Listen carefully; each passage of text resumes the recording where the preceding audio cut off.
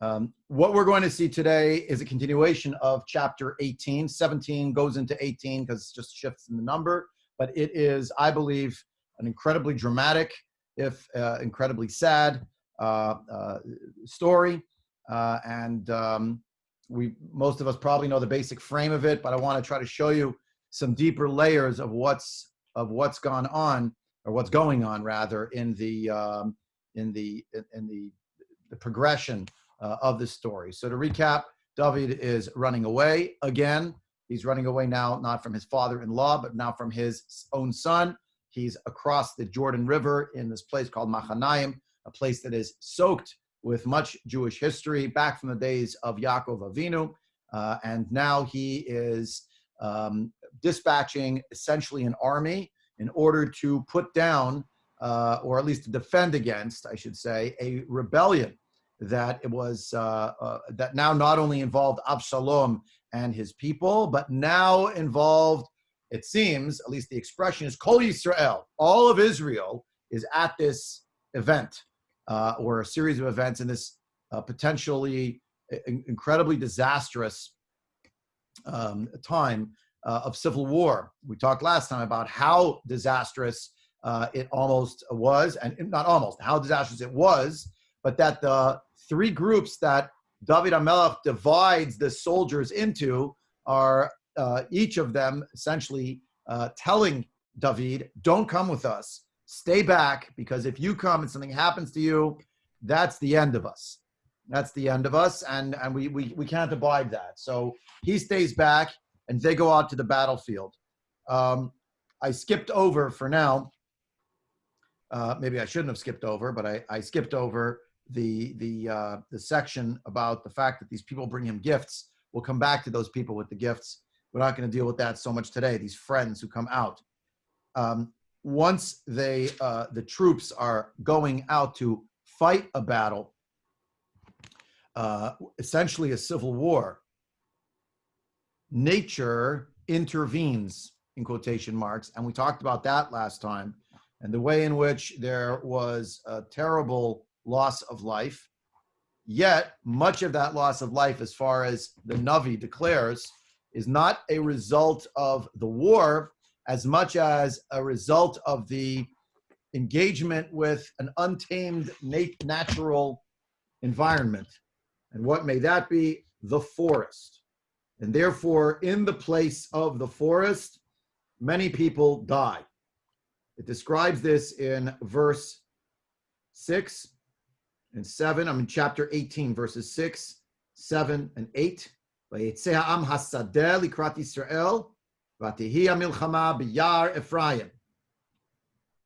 in the forests of Ephraim. So it's right in the center of the country. That's what the forest of Ephraim means. And this is, the nation comes out to greet Israel. Who's the nation? Who's Israel? Oftentimes, the nation refers to a rabble or a group. So it is in the Torah oftentimes. Yet here, if you go back to verse 4, it mentions that the whole the whole nation who were with David, have gone out, and in hundreds and thousands. By the way, when David left Yerushalayim, it says that he only had 600 or so with him. Now it seems to have swelled to hundreds and thousands. So that should tell us something. He was, in fact, garnering support, or people were coming out to be with him. And that specific mitzvah that the king gave to Yoav and Abishai and Ittai, he tells them all, be careful. Take care of my boy. Go gently. Don't hurt him. Kid gloves for my child. Everyone heard this when he gave them this mitzvah with regard to Avshalom. Then the Am goes out to the Sadeh to greet Israel. Who's the Am? David's people. Who's the Israel? The whole nation. And they're in that warring between them. Vayinagfu sham Am Yisrael lifnei avdei David v'tehi sham magifa gdola b'yom hahu esrim aleph. And in one pasuk, we hear the terrifying idea that 20,000 Jewish people died on a battlefield. But I'm not sure you can take it as a solace, some kind of make you feel better. But The reality is they didn't mostly die because of swords. They mostly died because of the problems with the forest. That's what did it. Yeah, Karen, please. Okay. What difference does it make how they died? They still died. Which Oh, side? that's Shelley. That's not Karen. Yeah, that's true. But we care how they died. I was talking about this last time toward the end of the shir, so just review it now again. And that is, they died on the battlefield, but not because of the direct hand of their brethren. Okay. They died because it's very hard to be out in the field fighting and prosecuting a war. How does that make it any better, though? It's still because of the rebellion. So, okay, they didn't have to live with, I might have been killing, like I heard in World War I, a lot of the Jews from Germany, from France, we don't want to be killing some other Jew from a different country. Could you speak a little softer, please? Okay, sorry. Or just, yeah. You were going to say, I'm sorry. So, okay, they don't have to worry about their killing necessarily other Jews, but the Jews, the people were getting killed anyway, and it's all because of this rebellion. Now, True. if Avshalom is getting all these people to support him, what does that say? That says something that says that David did something very wrong. Oh wait, I'm missing why this is back on David. I had you until then. I'm losing you when you bring up David. This has nothing to do. The fact that this is happening is not David's fault, unless you're Avshalom, in which case my father made me do it. No, it is David's fault because he didn't take care of the country, because he's too busy doing teshuvah he's given over his leadership role. Okay. Yeah, so you're putting it back on three things before, but I'll just point out that even though we could draw lines that somehow it's related to David, the person who is guilty of rebelling against the king is still a person who's rebelling against the king. No? Doesn't matter who the king is? Yeah, of course it does. David is the king. Avshalom decides, I'm going to usurp the throne. He marshals all these people. They come out and they're going to take down David. And on the way out, it turns out that most of the people died. You know why? Because of a pandemic. They died because of a plague. It says so, a plague. Now, by Nagfu Sham Am Yisrael Lifnei Avdei David, but we forgot to read the next pasuk. That's the main pasuk. Atihishon milchama nafotzet al pnei chol haaretz vayerev hayar leechol ba'am me'asher achla cherev bayom ahu. More were consumed by the forest than were killed by the sword.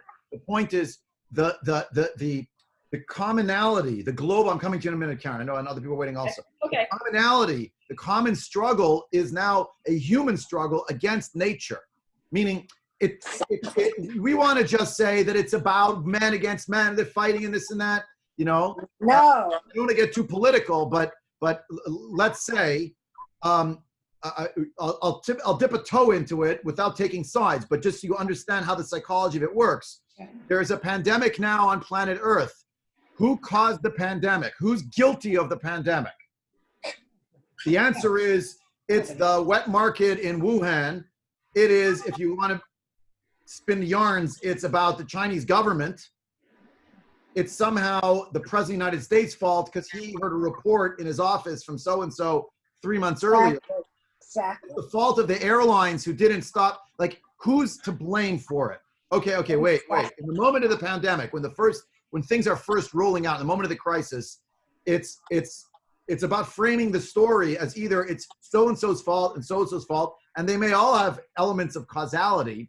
But the reality that it's humanity, I don't think it harked back to this a few months ago now, but there were moments, I think, where there was a feeling, I think, for just a few instants, I felt, maybe it's just me, maybe no one else shares this, of, wow, all of humanity is so fragile and we're in this together. And whatever the cause is, however we got here, it's not about blaming this one or that one. Now we have to just deal with the reality. So here we have to deal with the reality of Antietam. Well, why did Antietam happen in the Civil War? Because it was a civil war. You know whose fault it was? President Lincoln. It's his fault. If you're on one side of the war, why? If he would have led the country better, this would have never happened. No, what are you talking about? It's not about the president. There were so many tensions building for decades, for generations, and they boiled over. And no, that's so facile. Just blame the leader. Well, it's what about the Confederacy? It's really their fault. Well, if you understood them better, back and forth we'll go. Okay, but Antietam, we cannot say was anything other than brother against brother, person against person. They killed each other. But the Navi tells you, do you know what really happened at I'm saying Lahavdil, but the Civil War here where 20,000 people died, most of the casualties were actually because nature stepped in. There were natural issues. There were problems. A magefa, it's not accidental. How does a magefa happen? Obviously, Hashem sends a magefa. Yeah, that's the spiritual understanding. But how does a magefa happen? Everybody's living in military camps, and there are going to be problems in the military camp of sanitation and hygiene, etc. Now, the word magefa here, I'm borrowing it. I don't know if I'm really using it the right way. The word magefa here doesn't mean a pandemic. Magefa here means the killing, but the wholesale killing, as you would see in an epidemic. By the way, most of the people, the 20,000 people who died on the battlefield, are not really casualties of the war, but a byproduct of what happens when so many people go out to the forest, which is entangled, which has wild animals, right? And many people died as a result of that. So what's the enemy, the common enemy of David's people and Avshalom's people? Nature. It's a way of shifting it away from, I'm not saying it didn't happen that way. My point is it did happen that way, but their understanding of it is, Gewalt, what a terrible tragedy happened. Now you could backload it and say it's David's fault that they were in the battlefield in the first place, and he'd been a better leader. There'd never been a rebellion. To me, Shelley, with respect, that to me is inverting the reality of causality. The aggressor is the one who is the rebel. You could say there's some indirect reason why, but without invoking any historical precedents, the one who is guilty of aggression, you can't say, well, they wouldn't have done it if the person who was the good, the protagonist has done a better job. To me, it's turning it upside down. If you're on David's side, you say, oh, Gewalt, we had a terrible rebellion. It was so sad, but we didn't lay a hand on our brothers as much as you think. It really was the terrible thing that happened in the forest. I want to read one more pasuk, and I know I'm monopolizing, but I want to take comments. Give me one more pasuk, because it frames the whole thing. It's not another paragraph. It's the next pasuk. Vayikare Avshalom lifnei avdei David. Avshalom rochev al hapered. Vayavo hapered tachat shovech ha'ela hagdola. Vayechazak rosho va'ela. Vayutan bein hashamayim uven haaretz. Va'pered asher tachtav avar. Vayar ish echad. Vayaged li'oav vayomer. Hine reited Avshalom talui ba'ela. Who was ensnared, literally ensnared, and who was figuratively ensnared in this moment. Who is it who is stuck? He's suspended between heaven and earth, also out there in the forest, in the brambles. He's stuck in an elah. This is what an elah looks like. I mean, this is a very old elah. It doesn't actually have many leaves or brambles on it. You can see one in the background that has more behind it. This is an elah. This is an elah that's barren. Behind it is the elah tree that is not barren. Okay. The other word for an elah, by the way, is an alon, same tree. And it is very labyrinthine. It's very complicated, and it's all over the place. It looks like something out of a what is it, Tim Burton film? But it's real. It's real. It's real. It's not from a sci-fi. This is how the tree actually looks. So he gets stuck in it. By the way, so many people got killed because of the forest. The forest ate them. That means the forest ate them. Animals, the forest ate them. They got hurt on brambles and whatever else. But in the case of Avshalom, we'll come back to this. I'm not getting into it yet. We're just on the 30,000 feet. Now we're coming down. He gets stuck in his hair, and he's caught in it. He himself was, on a certain level at the beginning, a casualty of the battlefield, not of any people. Of course, that's going to change momentarily. Karen, you're waiting so patiently, and I'm sure that other people. Yes, thank you. Karen now, first. Karen, go ahead. I have to take you back. You reminded us that David left Jerusalem with 600 people. He came back with hundreds and thousands. Are we to think that those were just silent supporters, or were they people that defected from Avshalom after Avshalom did the different altars, and these people were like, oh, that's not who we're supposed to be. We're going, I don't know that. Yeah. Rav Amnon Bazak surmises that it was the brazen act of Avshalom with the Pilagshe David, with the concubines, that turned a lot of people against Avshalom, and he said, whoa, that you can't do. So they said, now we're going to David's side. He surmised that could be what happened. Alternatively, he picked up people on the way. But when he leaves Yerushalayim, it's not that big a group. It tells us how many it is. It tells us the basic honor guard came at 600, the Kreti and the Pleti. On page 384 in the Koren Tanakh, it mentions with him, chapter 15, verse 18. It says, all of his avadim, the Kreti and the Pleti, the Gittim, 600. That's it. It's not thousands, but now he's got soldiers. So clearly more people have joined. Which says something about how they compare David, even with David's issues, shall we say, in the past. It says a lot about how the people compare the two of them now. Yeah. Yes. That's all I could say. Yes, correct. Nachon. Okay, wait, before we get back to you, Shelley, Deb, you want to say something? Go ahead. You said everything. You said everything I was going to say in response to Shelley's comment. Thank you. I'm just wondering. I'm just trying to compare it to the other great rebellion in Torah, which would be the Korah, there were three sides to that particular rebellion with Korah.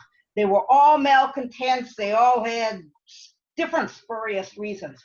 So all these people who supported Avshalom, I'm just wondering, were they like in the Korah rebellion? Were malcontents and had spurious reasons, or they just thought that maybe David is too old and too tired because of what happened to go on? It makes a big difference. Yes, I don't know. Okay. I don't know. I couldn't say. I don't know the answer. Maybe not. I'm not sure. Worthy of consideration. What we do see, though, is that we don't think of it this way. So let me say, I shouldn't assume for all of us. I did not grow up understanding the degree to which, and I'm not sure I fully understand it now, the degree to which the human confrontation with nature is a feature of great challenge. Because of the reality that I grew up in an urban center, and yes, I went out to visit the country, but even there, it's not like you're constantly on guard that you're going to get, I don't know, eaten by wolves or something. I just didn't grow up that way, and that might be a failing on my part, that I just didn't think of it that way. The degree to which nature still in these days is an extremely challenging, not just as a frontier in the sense of exploration, but it does still present a great challenge. And that's what's being signified here, I think, by this idea that the forest consumed. And by the way, in that context, we should mention that Avshalom's also going to get ensnared by it. In other words, that's how it started for Avshalom. We're going to see he's going to get killed. But how did we get there? That he was getting to practically be suspended under a tree. It seems like a very odd thing to have happen. Well, it is an odd thing to have happen, but realize for a lot of people, that is in fact what was transpiring. They were felled by the natural order that was around them. We will understand it by the time we finish the day inside of the next hour or so. We're going to see that actually, well, of course, it is not just happenstance that it happened to happen this way. There's, of course, deeper layers of meaning. That's why the Navi wants us to know precisely that that's how he died. Rabbi? Yes. There is a phrase from Into the Valley Went the 500. I think it's from Kipling. And in literature, The Enchanted Forest. Is there any precautionary message, Danish Dorton, that this is a place where fools jump in and angels fear to tread? Danish Rhine Dorton, Yeah. is there any precautionary message in the text? Yeah. Look, sure. I mean, the forest always signifies the unknown and potential danger and intrigue. Yeah. I don't put it past that the Navi is giving us that signal as well. I didn't see that any of the Mefarshim were saying the Yar, we're learning from here, don't go into forests per se, but the idea that they were spread around throughout the forest, and therefore isolated one from the other, and therefore the animals. Rashi on this pasuk says the animals in the forest did it, and you see that, of course, Avshalom gets at least suspended between the he's hanging there by his hair, quite literally hanging by his hair. So, but I don't doubt that the imagery of the Yar, and I want you to know that's a dangerous place. And they had gone into a Yar, into a thicket. And what's the thicket? The thicket is David and Avshalom, and what's going on, and who do you support? And sorry about that. My Wi-Fi just decided to go on vacation for a minute. Can everyone hear me again? Yes. Okay, good. Can we see some sources before this machine shuts off again? Oh, Karen, go ahead. Avshalom got tangled in his hair, and it's making me think of was a Nazarite. We're getting to it. You're getting ahead of me. You're getting ahead of me. Oh, wait, my screen froze again. Hello? And he was going to do something with his cow. Can you hear me?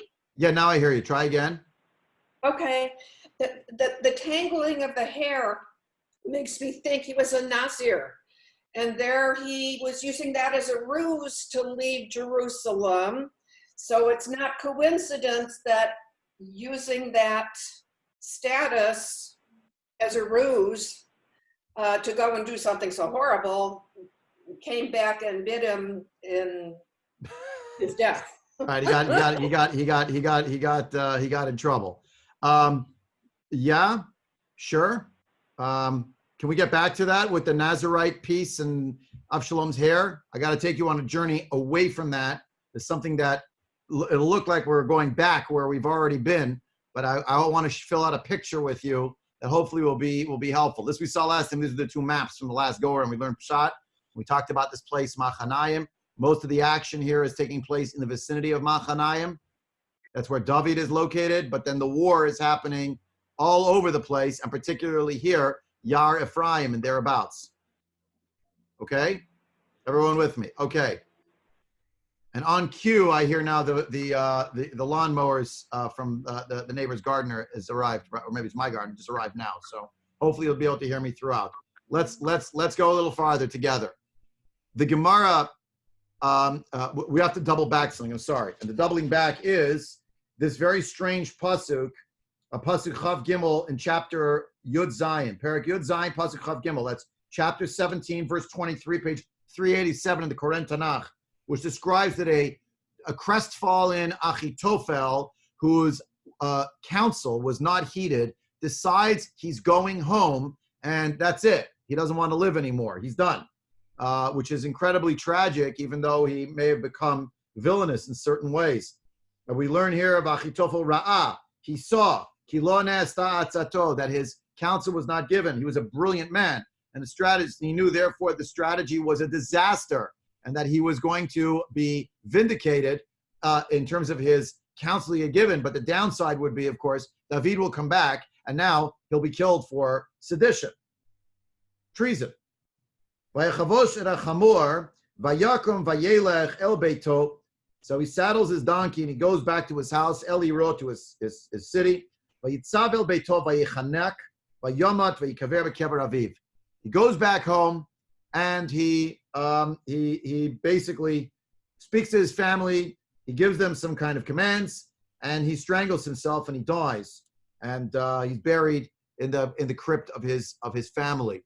The Gemara Masachet Bava Batra tells us the following. It's talking about the question of what's called a tzavat shchiv meira. Normally, we maintain that a person who wants to bequeath certain things to their loved ones, that a will, a last will and testament, halachically, is really not valid per se, in as much as people who are no longer alive cannot have staying power in any of the commands they wish to have fulfilled. However, a tzava is basically a last will and testament, halachically, is considered a document that an individual bequeaths basically 1 minute before their death. So the document's force, it is being carried out posthumously to the deceased, it's their estate, but it's not really their estate, it's really the words that they wrote before they died. However, there's a provision that if a person is, God forbid, on their deathbed, this can be all done verbally. It's called a tzavat shchiv meira. The shchiv meira is someone's already on the deathbed, God forbid. So their verbal command is considered so clear and so forceful that we assume that is, they're bequeathing it right now, because it's right before they died. So the Gemara wants to know, Masechet Bava Batra, what's the source for this? One of the sources is Rami Bar Yechezkel, is the source of this section. Achitofel ra'a ki lo nastat tzavech rosh et hachamor, v'yelech beito liro, v'yitzav et beito, v'yichanek b'tzava be'alma. He gave them some kind of a verbal instruction without putting it in writing. So now, Tanu Rabbanan, Shlosha Dvarim, 3 things.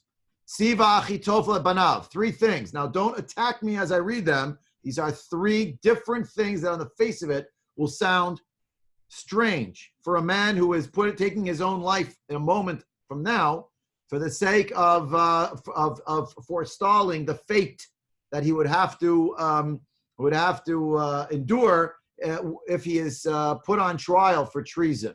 I will mention parenthetically before we go a step further that lo aleinu, if a person feels they don't want to live anymore, so we have many resources a person can reach out to and should not despair and just say, well, there's biblical precedent, chas v'shalom. In most of our cases now, 99.99 something percent, I'm going to venture to say, that's anecdotal, we're talking about mental illness that would lead a person to such a conclusion, not other considerations such as a philosophical thought process. In almost all circumstances now, almost without exception, there's a mental illness component that needs to be treated like any other illness. It's a terrible thing. A person has those kinds of feelings. That's not what happened with Achitofel. Not that he had a long, drawn-out illness. It seems to have been some kind of almost political calculus, because he realized that since his counsel was not going to be fulfilled, so he decided that he was going to not allow himself to fall into enemy hands. Allah Shaul. There's a discussion also about Shaul, right? All these discussions, they're very heavy and weighty. I'm skipping all of that now because I'm sticking with our narrative, not veering off course into halacha shir. So I don't want to take a second, but just I had to mention, now that I mentioned, a man took his own life. What's going on here? It's not a result of deep philosophical calculus, and it's not a result of mental illness, it would seem. It seems he didn't want to be caught in the snare now that he himself had laid for himself in terms of the politics of it. He commands 3 things to his children. It's odd 3 things for a man who is at the base now of the whole rebellion. Al tiyu b'machloket. Don't get involved in controversy. Okay? So don't get in the middle of it. V'al timredu b'malchut Beit David. Don't rebel against the kingdom of David. And number 3, most mysteriously, v'yom tov shel atzeret barur zaru chitim. And if it's ever Shavuot, the holiday we just had, and it's a really nice, clear time, so then you should go out, not on Yontif, but after Yontif, and plant wheat. Mar Zutra Amar Balul Itmar. He didn't say if it's clear, but if it's cloudy. Balul is something that's mixed. A balila is a mixture. In Nahardoi, they said a little bit differently. Lo barur mamash doesn't mean, barur mamash means, Sensino writes absolutely clear. I would have said literally clear and not literally cloudy. Ella filo balul, even if it's balul, it's a cloudy, but there's a ruach tzfoni, a northerly wind that's blowing. That's what barur means. And then you should plant the wheat. Okay, which of these three things doesn't fit with the other two? Number one, don't get involved in strife. Who got involved in strife? Achitofel says, basically, he did. Number two, don't rebel against the house of David. Who rebelled against the house of David? He did. These are acts of tshuva. Third thing, let me give you a little agricultural tip before I die. It doesn't really compute. How do these things fit together? Further, a man who did not have his counsel followed by the country retreats and recedes and at least says to his family, at least will you listen to me? And what is he saying here? I made some tremendous mistakes. Now watch how this goes. The Rashbam explains. Here are the three things, right? Don't rebel. It didn't work out for me. Yeah? Didn't work out for me. Okay. So Yom Tov Shel Atzeret, Dahainu Shavuot. If you see that it's clear, it's a clear day, and it's not cloudy, so go plant the seeds, because they'll be successful that year. Like the idea of Ke'etzem Shemayim LaTorah, Matan Torah, which is described as Labariro. Ke'etzem Shemayim LaTorah means to the purity of the essence of the sky. So that's Labariro, something clear. Balul, something that is Me'urav, mixed up. That's a cloudy day. Okay, and if there's going to be a northerly wind that's blowing, that's going to blow away the clouds, quotes a pasuk. So then you could be engaged in the planting. What does this have to do? What does the third thing have to do with the other two? Not my question. It's all the Rishonim, the Achronim asked this question. One of the great masters of this was the Ben Yehoyada. And the Ben Yehoyada, we don't have time to read the whole thing inside, but the Ben Yehoyada says the following. Two opponents did David have who wanted to attack his entire legacy on the basis of their intellectual prowess. Number one, Doeg. Doeg was already telling Shaul, this man is not even Jewish because he is a descendant of Ruth. And Ruth is not Jewish. She converted. She's not allowed to convert. It says in the Torah she's not allowed to convert. Remember, we had that whole discussion. Moavi can't convert, but a Moavite may convert. That's in the base medrash of Shaul, that they're going back and forth. Doeg tried to make that argument. But what's the machloket of Achitofel? Machloket Achitofel aita mitzad Batsheva, that he claimed that really he had an illicit affair with her. So she's forbidden to him. That's before we can get to the reality of Batsheva is the granddaughter of Achitofel, right? Also, what the Mefarshim say, right? And what do we? Okay, that's Aleph. Sorry, that's the first piece involving Achitofel, right? That's Achitofel. Let me highlight that. But now let me put it in a little space. I can do this because of the nature of our class. We're online, so okay. Says the Ben Yehoyada. You know what also is well known? Also well known, amazing, is the reality that we read the book of Ruth on the holiday of Atzeret, of Shavuot, that David heralded from her. And when was David born? David was born on the holiday of Shavuot. So goes our tradition. Kichol Megillat Ruth, the whole thing. Lo nichtav ela bishvil yichus David HaMelech. V'kevin shnod ba'atzeret, lekach korim Ruth ba'atzeret, u'lekach niftar ba'atzeret. Therefore, if he was born on Shavuot, when was David HaMelech meant to die? Which he did die on Shavuot. Why? Ki HaKadosh Baruch Hu mashlim shnotin tzadikim yom liyom. A righteous person is born and dies on the same day. Same thing with Moshe Rabbeinu. And according to this, since David died on Shavuot, which is the day that he was born, that clarifies posthumously that he was a great tzaddik. He was a great righteous person. If we understand this, then we understand the following. We learn that he really is a great tzaddik. Here he writes that he didn't sin with Batsheva. I don't know if it means didn't sin, but it means ultimately whatever he did that was terrible, that had sinful elements, again, that many among Chazal say he sinned, but the point is, but we see that really it's appropriate that Shlomo, who was born from Batsheva, should be the king afterward, as he sought to do. Chazal also teach us that a person who sees wheat in a dream, it is a hint to peace.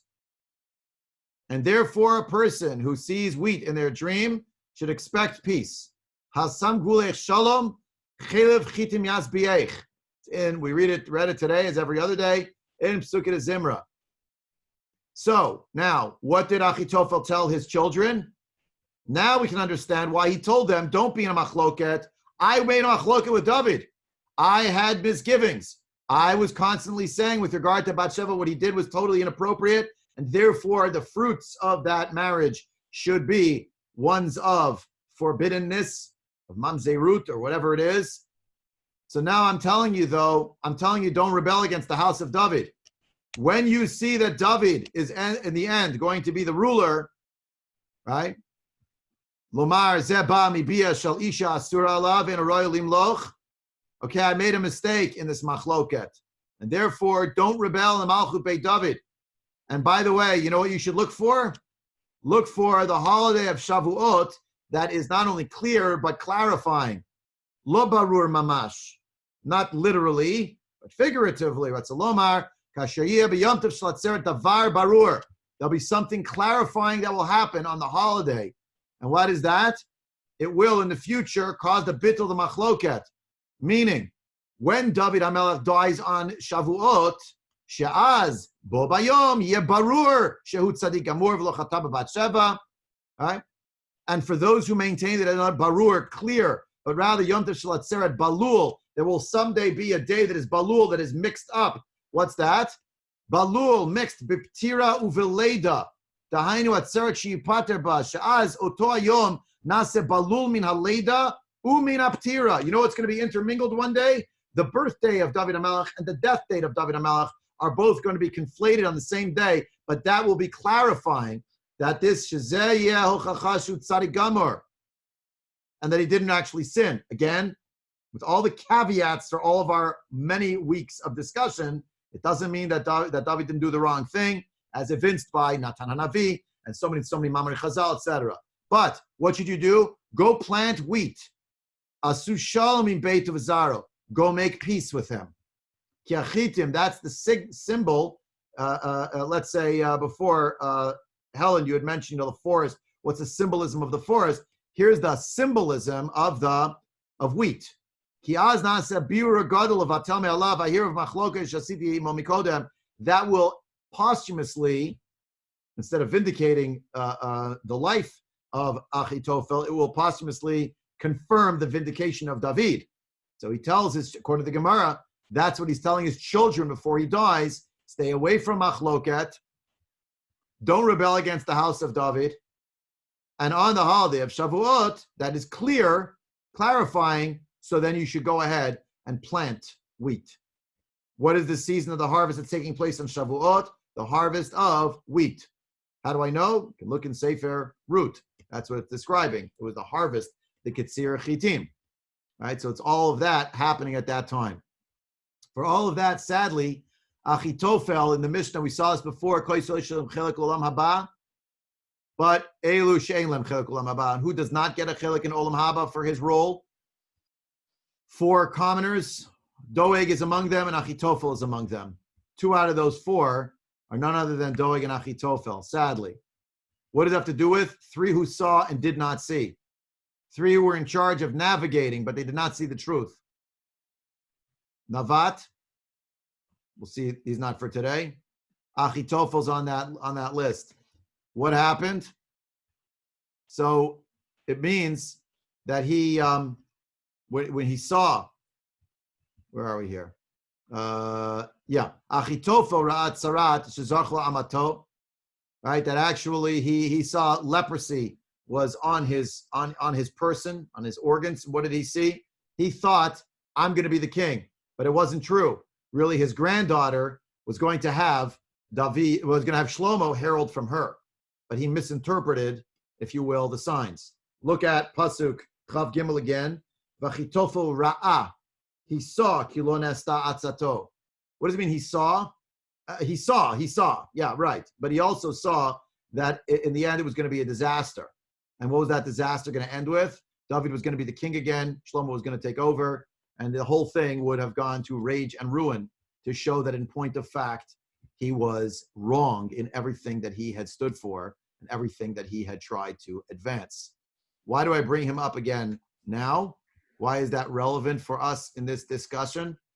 When we started today talking about other people. We're up to Avshalom dying, because I think we're going to see now that actually there is some element here, some element of other ways in which Achitofel had caused his own downfall even earlier on, and words that were spoken earlier on, even perhaps unwittingly, that were the cause, the spur to his own downfall. We're going to see that in a minute. Any questions or comments at this moment? Rabbi, if Yes. Achitofel is so smart, and you said that Avshalom lost a lot of support by the concubines being violated. So that's bad advice on the part of Achitofel. So how does Yeah, maybe that's the medrash, that maybe that's actually what happened. Maybe. We don't know. We don't know. And by the way, remember, David's only tefillah that we have listed in Sefer Shmuel Bet in this episode is, Master of the Universe, please help to undo and in some way upend whatever it is that Achitofel is about. Because I know that he breathes fire. Whatever he says to do actually is always the right counsel. But as it turned out, it got upended. I'm sorry, you want to say? Go ahead. Isn't this teshuva from Achitofel? Yeah, which makes it even more tragic to me when you read that it says like he didn't have a share in the world to come. Well, really? It was beyond redemption? Right. That's so sad. I don't know. I don't know if that does it mean he could get it back. I simply don't know. So I don't know. Rabbi, I have three strange things. Okay. Belula is used, Belula Bashemen. So Belula is a good word when we're mixing. It means anything mixed. It's not judged. It's not. I'll interrupt you there. It's not judged as good or bad. It's a chemical reality. It's when you mix two things together. Right. And then Ya'ar is usually a good thing. In Yirmiyahu Mem Zion, he's talked about Ya'ar as a good place to be. And another strange thing, when Ruth says, your people will be my people, isn't that kind of a b'haftacha shlema of conversion? She certainly converted. No one's doubting that she actually converted. The point is that there were people who were still raising hackles. They wanted to make some kind of an inquiry, an inquest into it. They wanted to have a tribunal to try to upend that reality. Like Obama. How are they going to do it? They were going to claim, well, he's not really Jewish even. Never mind, is he from the tribe of Yehuda? He's not even a Jew. That was what Doeg was trying to say, right? And it was upended. So like Obama not being born in the United States, they were saying similar. Without getting into the personalities, sure, you could make an argument like right, or right. Sort of these that would be a good example, I guess, in a modern time where there's this obsession about, well, he's not really, or he is, he's not, and I'm not in a position to know one or the other, right? Or it's conspiracy, whatever you're gonna say. But let's learn a little farther in these sources.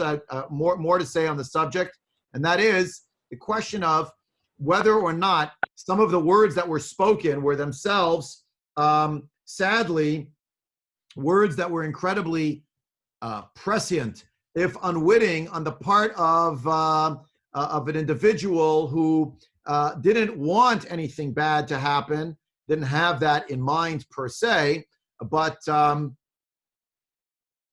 it worked out that way in a sad way as a result of their speech. What am I referring to? So here we're looking at the Gemara together in Masachet Makot on page 11a, and this idea here is as follows.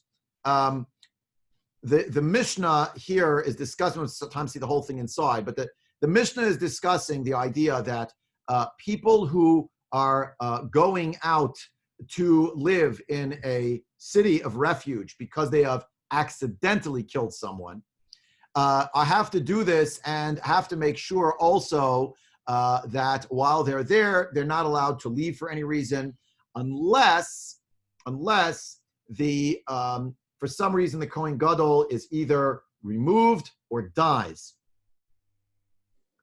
Therefore, the mothers of the Kohanim Gedolim would daven for the murderers and would bring them, they would daven for them, the mothers of the Kohanim Gedolim would bring provisions to the murderers or the killers. They didn't do it on purpose even. But the point is, there's some reason why their action here is it needs to be forestalled. What action is that? The great, sad concern that that they will daven. Even the killers can daven, and when they daven, they can daven for one thing. It's their only way they're going to get their get out of jail card. What's that? That the Kohen Gadol dies. The mothers are always tummeling. The mothers of Kohanim Gedolim are tummeling. If we don't keep these guys happy where they are, they want to get out. How are they going to get out? They're going to daven for my child to die. I can't let that happen. Yeah? So, therefore, they have a vested interest in keeping them alive. So the Gemara starts saying, wait a minute. The murderers are going to daven? That's what we're worried about? The murderers are going to do something to undermine the lives of the Kohanim Gedolim? Seems very strange. Okay, so in this context, the Gemara starts discussing that perhaps the lives of the Kohanim Gedolim are bound up with the lives of these people who have committed acts of murder. And here, don't jump on me. It's just what the Gemara says, that in fact, if someone killed someone else accidentally, it's not that there's a direct causation and it's the fault of the Kohen Gadol. However, the Kohen Gadol bears some general responsibility that they live in a time when there is death that's happening because people aren't careful enough about human life. And as the leader of the generation, they have to be engaged in trying to protect the people of their generation by davening for them. And in this context, therefore, we learn that one of the elders, Amar Le, Ha'usava, Mipirke de Rava Shemiya Li, from the learning of Rava, I have learned, Shehayala and Levakesh Rachim al Doran v'lo Bikshu, that such and such Kohanim really were meant to protect or daven for the mercy of the generation. They didn't. Therefore, accidents, and not just accidents, but carelessness and death, things happened. And therefore, the generation has these situations. Therefore, the Kohanim Gedolim in a certain way bear some kind of, again, I'm saying in a very general way, some general responsibility for the deaths that happened. In the way that you could say, Lahavdol fe'avdalit, but just sort of a more modern analog, and don't make too much of this, but just to think about it like this. If the mayor put in place a better police force and took care of the people more, I'm saying it with a learning thumb, there wouldn't be so much crime in town, and therefore it's the mayor's responsibility. Now, again, a person could jump at me and say, what? That's inverting the criminals with the leadership. The criminals are guilty of crimes. Don't pin it on some other outside authority. But as Shelley has pointed out earlier in this very session, you do need to also see a more complex system that incorporates and includes also the idea somehow that perhaps unwittingly someone said something or did something that set in motion a chain of events that, even though, of course, they didn't really want it to happen that way, it really did play out that way, even you could say against themselves. You understand what I'm saying? And I'm going to give you the example that swings back around to the world of Achitofel. It's right here on our page. The Gemara describes the following case as one of its examples. In the bottom here of the screen, you'll see is the story from Sensino. What's the case? What's the case? We see that there could even be, God forbid, someone could get killed or die as a result of the words of someone else. Again, a direct causation? No. An impossibility that anything else could have happened? No. But the point is that words have implications, and you could say, I think the expression would be like a butterfly effect cosmically. But it doesn't mean, don't take this in such a literal vein, but understand it on the conceptual level, how everything is interrelated. Amrav Yehuda Amarav. Kilad Chacham afilu b'chinam hiba. If a Chacham utters a curse, even though they didn't mean it, they just said it, it will happen, it will take effect. And therefore, the higher up you are in the totem pole of leadership as being a Chacham, the more you have to be careful with your words. They have real implications beyond what you've said. Minalan, Achitofel. We learned this story before. David HaMelech starts digging tunnels. And somehow when he dig these tunnels, the foundation of the temple of the Mikdash, he hit the abyss. What happened? Water is going to flood the world. Ba lemishtafa la'alma. It's going to overflow the world. Amar, ma'ulich tov shema chasfa umishda b'tahoma deleku aduchte. Maybe can I write on a piece of broken pottery the name of God and throw it down in order to somehow cause the water to abate? Leiket amar lemida, nobody spoke. Amar, what did he say? Whoever knows and doesn't say now should be choked, should die. I mean, the implication was supposed to be we're all going to die of drowning if we don't do something now. So whoever doesn't want to do it deserves to be strangled to death. Nasa Achitofel kal v'chomer ba'atzmo. Achitofel made a fortiori argument for himself. Within himself, he said, to make peace between a husband and a wife, the Torah commands, Shmi shenichta b'kedushi machal hamayim. You can write in the case of the sota. You can write down on a piece of pottery. You can write down on the pottery the name of God, not on the pottery, a parchment, the name of God. So for the entire world, lo kol shekain, isn't that all the more so? To make peace between Shamayim and Aretz, between God and the world. So he told him, this is what you should do. It's permissible. He gave David a heter. It was David's idea, but Achitofel said it's okay. Katav shem achaspa, sharei tahoma, nachat v'kama duchte. What happened? It went down and it started, and basically it abated, and it didn't overflow the world. Nonetheless, what does it say? V'achitofel ra'ah ki lo nesta atzato v'yechavo shel hachamor v'yakom v'yelech al beito el iro v'yitzav et beito v'yechanak. What is the causal link between these two things? It seems crazy.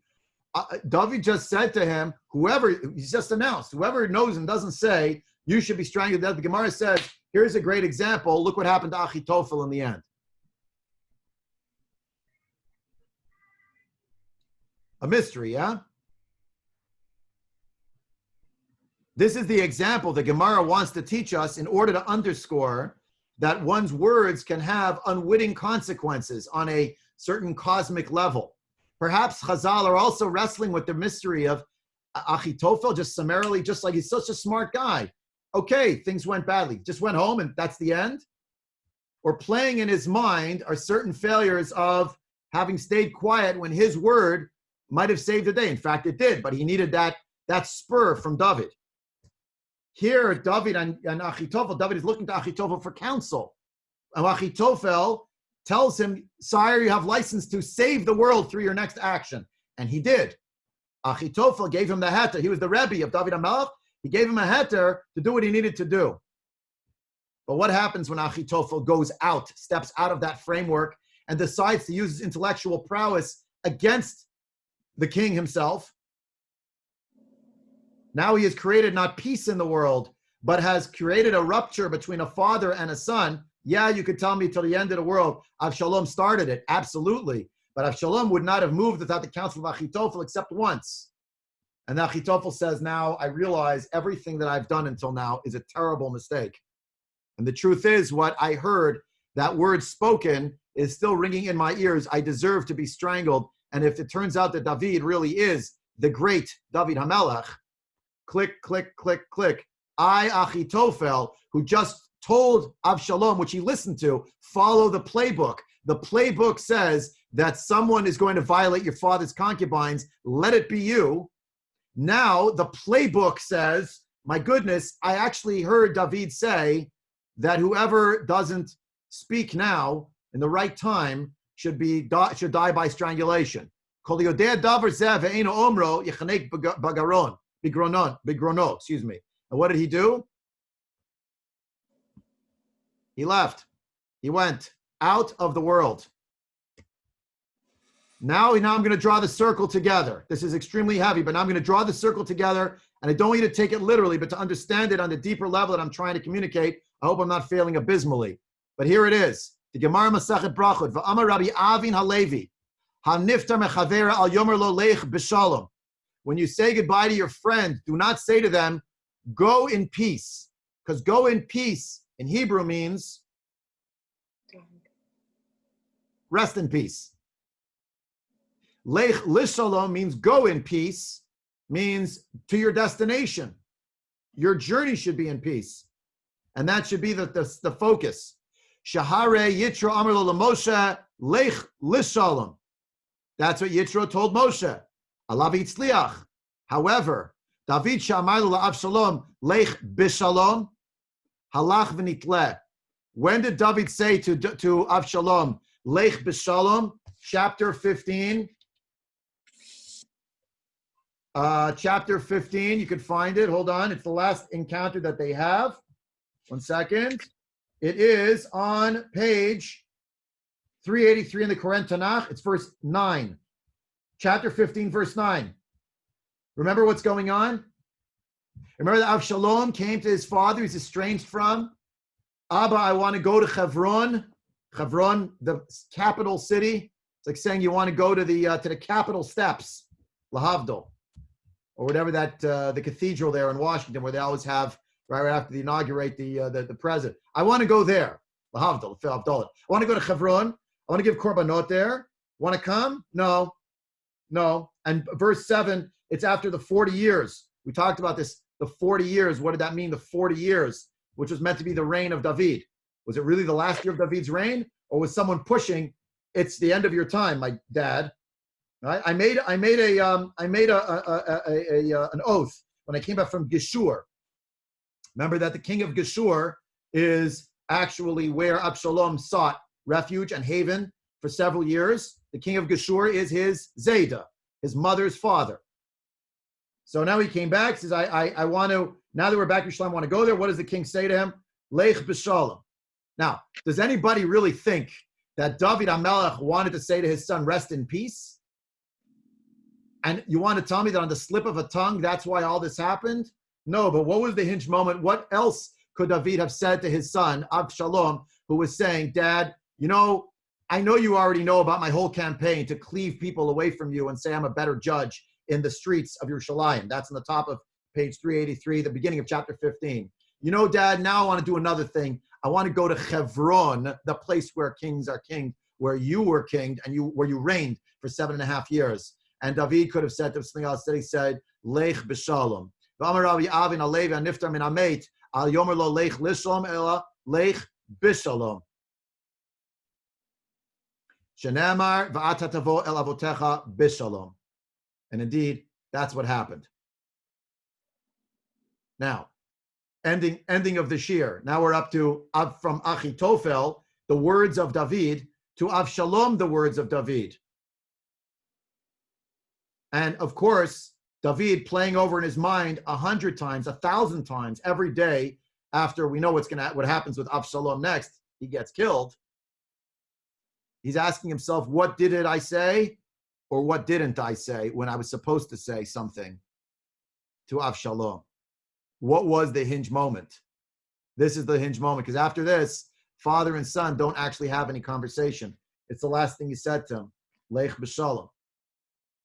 I'm not suggesting that David HaMelech Chalila V'chas is guilty or responsible for Avshalom's death. That's on Avshalom.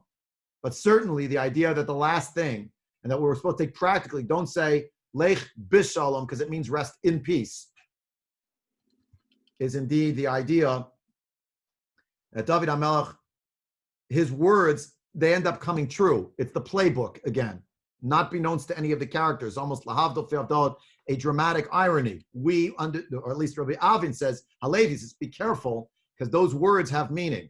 Again, I want to underscore, no one should misunderstand me. It's not that because David said that, oh, that's why Avshalom died. It's that Avshalom died, and we're casting about what is it? What, he had to die? Why was that necessary? Really? Well, he was a rebel, and we're going to see, obviously, he doesn't just die, he actually gets killed. I skipped that for today. We're not up to that yet. But look at the parallel here, and the missing parallel to me is like, I don't even know why they didn't mention it, but it's not mentioned. The Medrash Tanchuma says, Yilamdeinu Rabbeinu, the Medrash Tanchuma, an anthology of teachings between teachers and their students by Rabbi Tanchum, hence the Medrash Tanchuma. So our Rebbe should teach us what's the difference between the Mita of the Tzaddikim and the Mita of the Rishayim. Am Rabbi Yusta Bar Shunim, B'Shem Rabbi Yeshua de Sichnin, Mitat Shorashayim Lo Ba'aretz Lo B'Shamayim. The death of the wicked is neither in heaven nor on earth. It's in the middle of nowhere. It's hanging between heaven and earth. Hanging. Sheken Ktiv Achitofel V'Yitzav El Beito V'Yechanek V'Chein Haman. Right? And all these people, what's happening? They're hanging between heaven and earth. Aval Mitat and Shel Tzadikim B'Shamayim V'Aretz Shenemar V'Hayt Neves Adonit Tzurah B'Tzorachayim.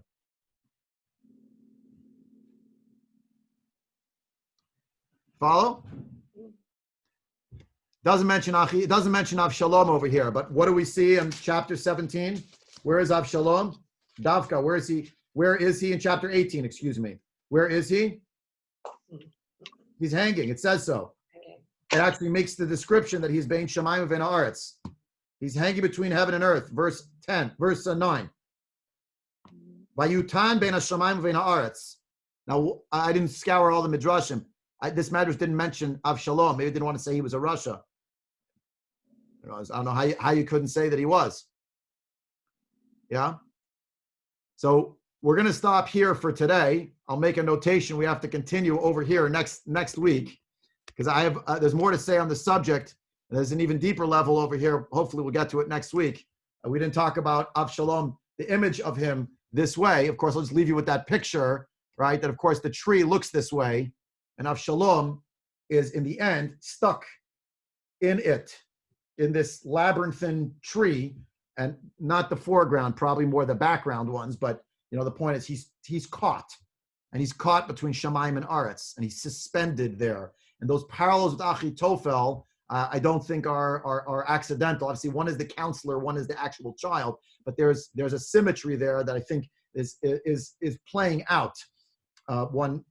Each in its own way, but there's a certain parallel. More to say on this, of course, but we're out of time, and I'm trying to concatenate it a little more so people can go off to other shiurim, other things they need to do. And God willing, we'll resume next week, where we'll see the next layer of this in all of its labyrinthine and enmeshed, an entangled way. Adkan for today. Thank you. Thanks, everybody. Thank Have a you. great day. Be well.